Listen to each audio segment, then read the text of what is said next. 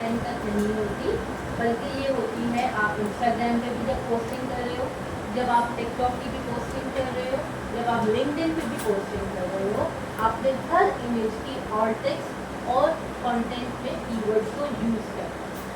Is that clear? ठीक है।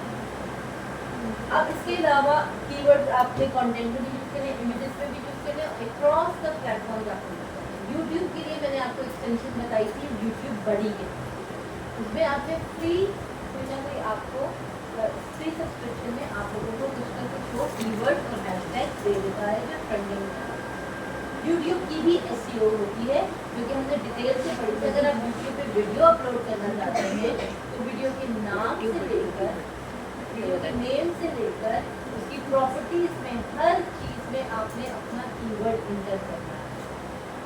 और यूट्यूब का थंबनेल और थंबनेल जो इमेज की ऊपर भी आपने उसमें जरूर इंटर करना है, अपना कीवर्ड यूज करना है। ये हो गया on page SEO. On page SEO हमें हेल्प करती है गूगल रैंकिंग, ठीक है, गूगल रैंकिंग में। ये याद रहे कि टिकटॉक पे भी हम ऑल्ट इमेज टेक्स्ट लगाते हैं, बट टिकटॉक की वीडियोस गूगल में रैंक नहीं होती, ठीक है, क्योंकि अभी वो यूएस में रिसेंटली जो बैन हुआ था टिकटॉक लास्ट ईयर, तो इसकी वजह से टिकटॉक की वीडियोस गूगल में रैंक नहीं होती, इंस्टाग्राम की रील्स रैंक हो जाती हैं, यूट्यूब की वीडियोस रैंक हो जाती हैं।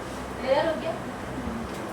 अच्छा, ये हो गया ऑन। जो टिकटॉक से पैसे कमा रहे हैं, टिकटॉक से जो पैसे कमा रहे हैं, देखो टिकटॉक लोग जो है यूके में, अगर आप एक क्रिएटर अकाउंट बनाते हो, इन्फ्लुएंसर अकाउंट बनाते हो इंस्टाग्राम पे, फेसबुक पे, ब्लॉगर पे, blogger.com पे, medium.com पे, हर जगह पे तो आप इजीली पैसा कमा सकते, मोनेटाइज कर सकते यूट्यूब पे।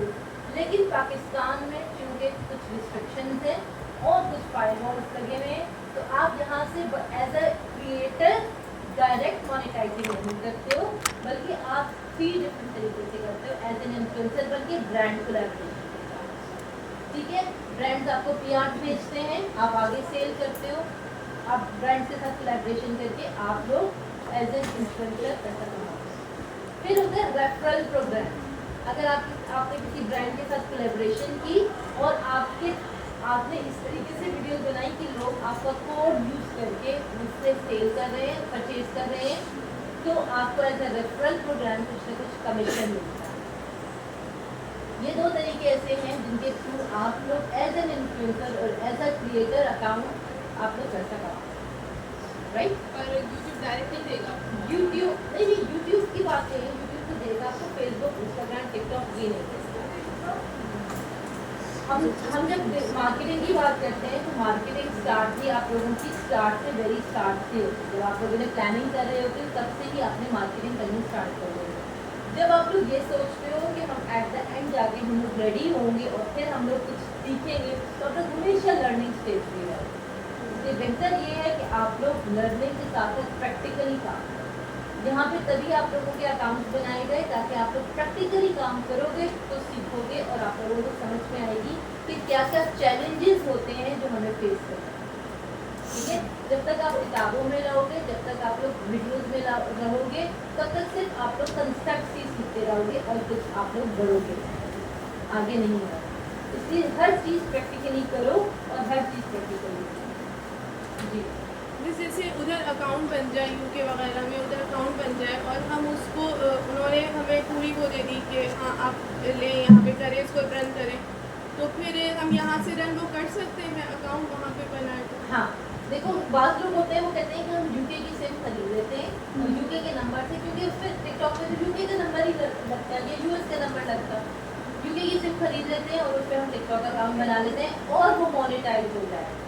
लेकिन देखो वो खुद बैठे बैठे मोनेटाइज तो नहीं होगा ना, उसके लिए भी तो आपको वीडियोस चाहिए होंगी, उसके लिए भी तो आपको व्यूज चाहिए होंगे, उसके लिए भी तो आपको फॉलोअर्स चाहिए होंगे, ठीक है।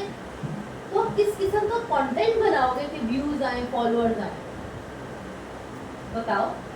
या सिर्फ आप एडिट्स बनाओगे या सिर्फ आप रैंडम वीडियोस बनाओगे और आपके पास फॉलोअर्स और व्यूज आ जाएंगे, तो आप यूट्यूब पे कर सकते हो। अब वो यूके की सिम लेने के लिए और यूके की सिम को चार्ज करने के लिए, उसको एक्टिव रखने के लिए जो पैसा खर्च करोगे वो यूट्यूब पे वीडियोस बना के खर्च करोगे, यूट्यूब मोनेटाइज हो जाता है। मेरी अलियाबाद में एक स्टूडेंट है,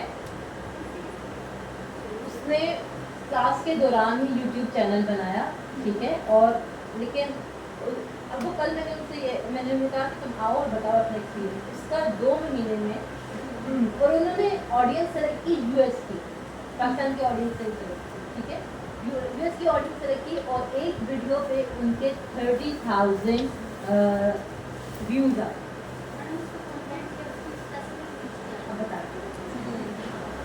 और पहले थोड़ा सा, लेकिन एक वीडियो बनाते हुए शी वाज सेइंग कि मुझे 8 से 9 घंटे लगे एक वीडियो एडिट कर। और वो बनाती क्या है, वो रिव्यूज बेस्ड वीडियो बनाती, for instance tech based video बनाती, फॉर इंस्टेंस फोन है, गैजेट्स है, हर किस्म के गैजेट्स, क्योंकि कंपनी चाहती है कि हमें रिव्यूज मिले, हमें हमारे प्रोडक्ट की प्रोडक्ट रिव्यूज। तो अगर वो सैमसंग है, सैमसंग का एक फ़ोन है, वो कंपेरेटिव बनाएंगी, 10 फ़ोन उठा लेंगी और 10 फ़ोन के रिव्यूज देंगी, ये फ़ोन ये में ये फीचर्स है, ये फीचर्स है, ये फीचर्स है, और उनके पास पूरी टीम है, ठीक है, उनका स्क्रिप्ट राइटर अलग है, उनका वो चीज़ अलग है, बट क्या है, मेहनत है, हर चीज़ में मेहनत है। तो बताए इसके कि जो चीज़ आपके हाथ में नहीं है और आप उसके लिए स्ट्रगल करो, जो आपके हाथ में है आप उसके लिए स्ट्रगल करो और आगे। तो उनका चैनल में उनके वॉच आवर्स पूरे हो गए, वॉच आवर्स ही मुश्किल होते हैं ना, उनके वॉच आवर्स पूरे हो गए, उनको सिर्फ नंबर ऑफ सब्सक्राइबर चाहिए, और वो भी यूएस के। तो उनका जो होता है कि आप इतनी पेमेंट करें, हम आपके चैनल वो भी हो, हाँ, ऑथेंटिक होता है, तो फायदा होता अच्छा, है। वो जो होता है ना कि यूट्यूब कहता है या फेसबुक भी आपको कहता है, फेसबुक भी आपसे कहता है कि आप इतनी पेमेंट करें, एड्स रन करें, एड्स रन करने से क्या होता है बताओ, मेरी एंगेजमेंट आती है, एंगेजमेंट बढ़ती है, व्यूज बढ़ते हैं, और जब नंबर ऑफ व्यूज बढ़ते हैं तो आपका मोनेटाइज होने की चांसेस ज़्यादा हो जाते हैं। नहीं, वैसे कभी होता है ना, वेंडर भी कह रहे होते हैं कि आप हमसे पैकेज पर ले लें और हम आपको इतने सब्सक्राइबर प्रोवाइड कर दिए, लेकिन वो जब डायरेक्ट सब्सक्राइबर, वो जब एक ही वक्त में इतने सारे आएंगे तो क्या डायरेक्ट यूट्यूब का सब्सक्राइबर, हमको हाँ। पता चलेगा। अच्छा, एक और चीज़ यहाँ पे, एक और एल्गोरिथम जो है वो काम कर रहा है, लिंक्डइन का भी और इंस्टाग्राम का भी। तो जो डेड फॉलोअर्स हैं वो ऑटोमेटिकली खत्म हो जाते हैं।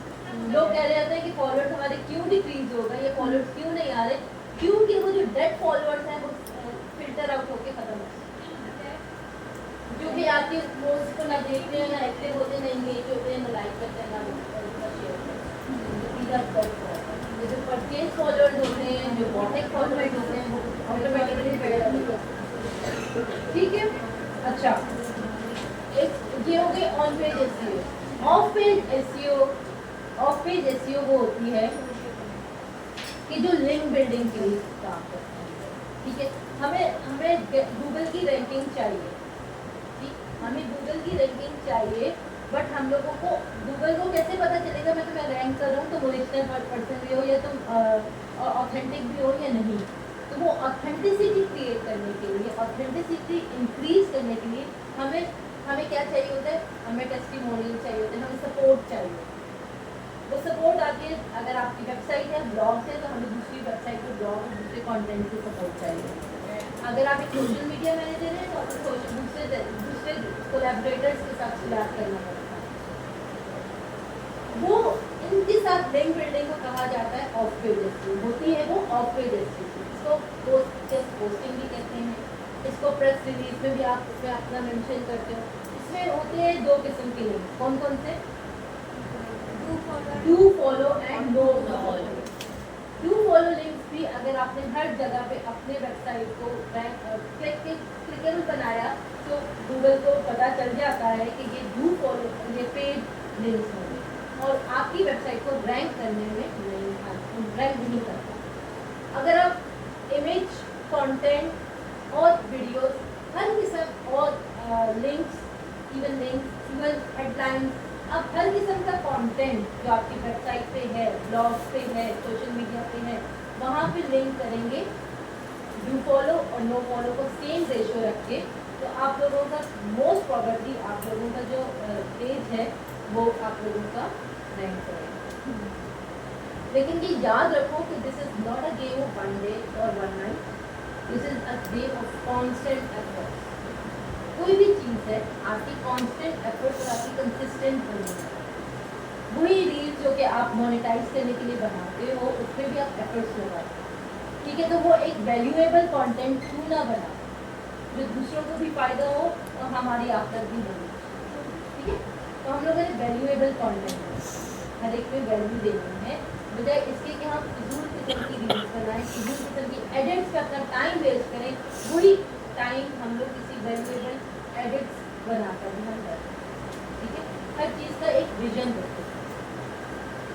ऑफ पेज एसईओ की बात होगी, लिंक बिल्डिंग की बात होगी, लिंक बिल्डिंग पेज भी होते हैं, हमने ईमेल्स की देखेंगे कि हम लोगों ने ऑफ पेज एसईओ कैसे कहते हैं, short page right for us और अपनी नीश। आप ये कोड गूगल में रखो, आपको बहुत सी ऐसी वेबसाइट्स मिल जाएंगी जो कि आपको अलाउ करती हैं कि वो गेस्ट पोस्टिंग आप उनकी पेज पे कर सकते हैं। इन गेस्ट पोस्टिंग में आप अपने मीडियम के ब्लॉग्स भी लिंक कर सकते हो, ठीक है।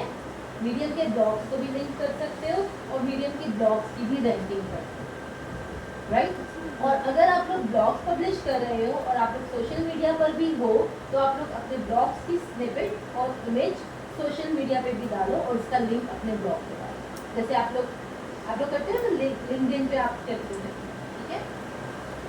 तो ये चीज़ ये हो गई of page SEO. Of page SEO में हमेशा हमने लिंक बिल्डिंग करनी है। अच्छा, एक नीच से भी नहीं करनी। अगर आप लोगों ने किसी न्यूज़ की वेबसाइट से करनी है तो अब सिर्फ सारी न्यूज़ की वेबसाइट नहीं है, वो आपकी किसी और डायरेक्टरी से भी आ सकती है, वो किसी और रिलेटेड वेबसाइट से भी आ सकती है जी। जैसे अगर गूगल वगैरह पे ब्लॉग वगैरह पे हमने कोई पिक्चर सेंड करी है, उसका ऑल्टर टेक्स्ट वगैरह सब कुछ मैनेज किया, तो वो हमारी जैसे पिंटरेस्ट वगैरह पे आ जाएगी, पिंटरेस्ट पे आ जाए, गूगल इमेजेस पे आ जाए। Google images. अगर आपने पिंटरेस्ट का बोर्ड बनाया है तो पिंटरेस्ट से सेपरेट है, पिंटरेस्ट पे बोर्ड बनाया और पिंटरेस्ट को आपने मेंटेन किया है, ऑप्टिमाइज किया है, तो पिंटरेस्ट की इमेजेस आपकी रहेगी हैं। बस उसी पिक्चर को हमें पिंटरेस्ट पे अलग से डालना पड़ेगा ना फिर होगा। हाँ, उसका बोर्ड बनाओ, उसकी पेन बनाओ, उसकी ऑप्टिमाइजेशन करो, उसका ब्लॉग लिखो, उसकी शॉर्ट डिस्क्रिप्शन लिखो और पूरा उस तरीके से आपको मैनेज करो। और आप लोग अभी प्रैक्टिकली कर लो पिंटरेस्ट, ताकि मैं देखूँ कि आप लोग पिंटरेस्ट भी मैम मोनेटाइज होता है। पिंटरेस्ट भी मोनेटाइज, हर चीज़ मोनेटाइज होती है, लेकिन पाकिस्तान में रिस्ट्रिक्शंस की वजह से थोड़ा सा वो उनकी एफर्ट आप लोगों को कुछ ज़्यादा लगाना पिक्चर सिर्फ नहीं डालनी, उनकी डिस्क्रिप्शन, उनकी ऑल्ट इमेज, उनका टाइटल, सब चीज़ें कीवर्ड पे ऐड